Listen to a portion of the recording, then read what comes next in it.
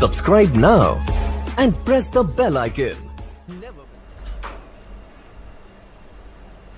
परमात्मा हमें यही बताया करते थे कि जिनको तुम भगवान मानकर पूजा कर रहे हो ये परमात्मा नहीं है, और जिसकी पूजा करनी चाहिए उसका तुम्हें पता भी नहीं है। परमात्मा कहते मैं रोवत हूं सृष्टि को, ये सृष्टि रोवे मोहे। कह कबीर हमारे वियोग को, ये जान न सकता कोई। क्योंकि हम परमात्मा से बिछड़े हुए हैं, अपनी नासमझी, अपनी नालायकी, मूर्खता के कारण। और इस काल के जाल में फंसकर हम कितने कष्ट उठा रहे हैं। हमारे ऊपर दुखों का पहाड़ टूटा हुआ है, और वो जिन भगवानों से हम सुख चाहते हैं, ये सुख स्वयं सुखी नहीं, ये हमें सुखी और सथाई कैसे कर सकते हैं। और परमात्मा कहते मैं इनको रोता हूं कि तुम मेरे बच्चे हो, मेरी भक्ति करो, मेरे पास आ जाओ, मैं तुम्हें यहां भी सुखी करूंगा और सतलोक ले चलूंगा, जहां जाने के बाद कभी मृत्यु जन्म नहीं होता। वहां ऐसी ही सृष्टि होगी, ऐसे ही आपका परिवार होगा, लेकिन वो परिवार कभी नष्ट नहीं होगा, और कभी लड़ाई झगड़ा आपस में कोई किसी प्रकार का विद्वेष राग नहीं है। तो वहां चलो। शंखों लहर मेहर की उपजे, कहर नहीं जा कोई, दास गरीब अचल अविनाशी, सुख का सागर सोई। परमात्मा हमें ये संदेशा देने के लिए आए थे कि तुम इस गंदे लोक को त्याग करके यहाँ की सब वस्तुओं से अपनी आसक्ता हटाओ और सतलोक चलने की तैयारी करो। बोलो सतगुरुदेव। कर जोरूं विनती करूं, धरूं चरण पर शीश, गुरु राम देवानंद जी महाराज ने दियो नाम बख्शीश।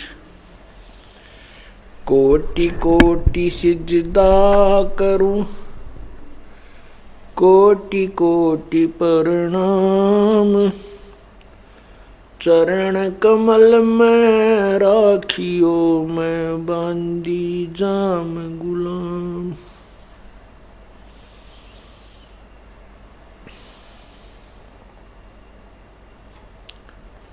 जय इब कै सतगुरु मिले,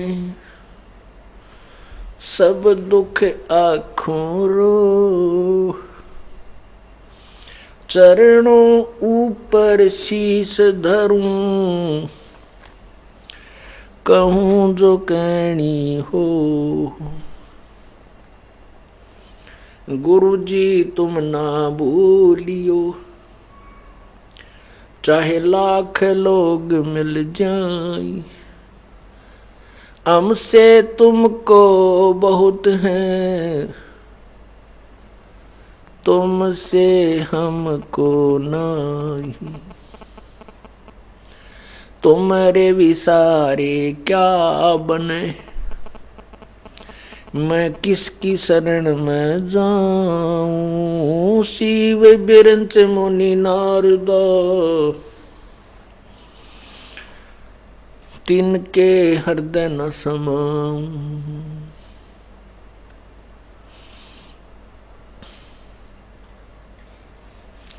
अवगुण किए तो बहुत किए, करत न मानी हार। बावें बंदा बख्श दियो, बावें गर्दन उतार। अवगुण मेरे बाप जी, बख्शो गरीब नवाज। जो मैं पूत कपूत हूँ, बोहर पिता को लाज। मैं अपराधी जन्म का, नक्सक बरे विकार। तुम दाता दुख भंजना, मेरी करो संबोरे। हे कुत्ता तेरे दरबार का, मोतिया मेरा नाम। गले प्रेम की जेवड़ी, जांखें चो जाऊं मैं, तो करो तो बावड़ू, दूर दूर करो तो जाऊं, जो राखो तो ही रहूं, जो देव सो खाऊं।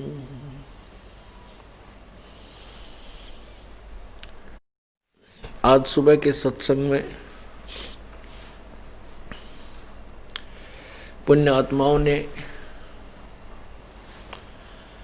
अपनी आंखों से प्रोजेक्टर के ऊपर सदग्रंथों के गूढ़ रहस्य को देखा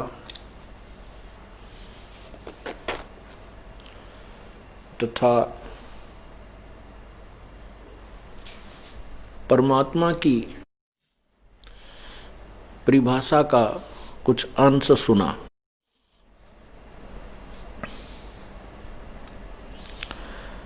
अभी तक हम प्रभु की परिभाषा से भी परिचित नहीं हैं। आज से लगभग 50 वर्ष पूर्व, 40 वर्ष पूर्व अपने हिंदुस्तान के अंदर एजुकेशन नहीं थी। मुश्किल से 10% से भी कम हमारे हिंदुस्तान के नागरिक शिक्षित थे।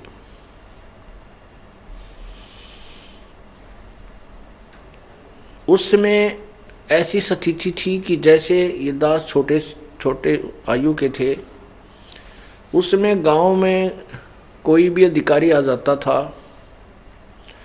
किसी भी विभाग का,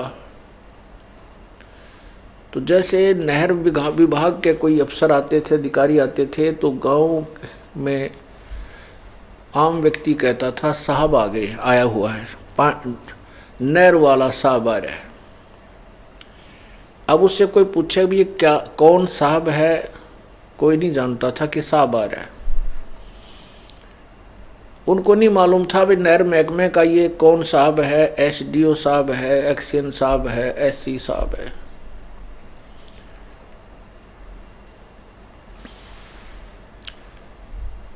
इसका कारण क्या था? अनएजुकेशन, जो शिक्षा नहीं थी, अशिक्षा ही इसका मुख्य कारण था। अब अपने हिंदुस्तान के अंदर 100% बूढ़े और बुजुर्ग बालक सभी शिक्षित हो चुके हैं। अब बच्चा ये बता देता है कि इस विभाग का ये अफसर है, ये कौन अधिकारी है और इसकी कितनी पावर है। हम ऐसी स्थिति में थे। आज वर्तमान में जो शिक्षा का स्तर ऊंचा उठ जाने से हम ये बता सकता है प्रत्येक व्यक्ति कि ये नहर विभाग का जेई है, ये एसडीओ है, इसकी इतनी पावर है, ये एक्शन है, ये एससी है, ये ऐसे चीफ है। और मंत्री, मुख्यमंत्री, प्रधानमंत्री, राष्ट्रपति तक की स्थिति से हम परिचित हैं। पुराने समय में ऐसी स्थिति थी कि जैसे